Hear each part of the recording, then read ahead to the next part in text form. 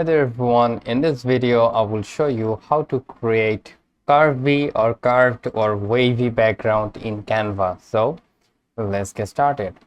First thing first, what you need to select first your background, then tap on the background color, and from here you need to select any of the colors. So I will go with this color, and then what you can simply do is to go to the element section and search for blob. Just search for blob, and there are so many blobs right over here. Just search for the blob, and as you can see, if we just go with the graphics tab and tap on the see all, you will see lots of blob over here.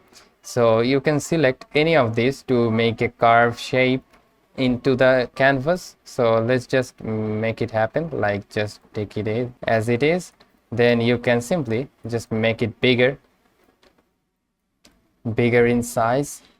Let's just zoom it out, and so I think then make it like white background. So select this blob and make it like white.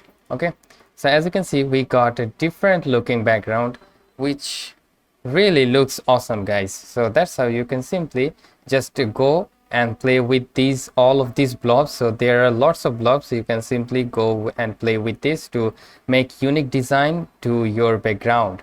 So that's how you can simply use the curvy or wavy background in Canva. So thank you so much guys for watching. Have a great day.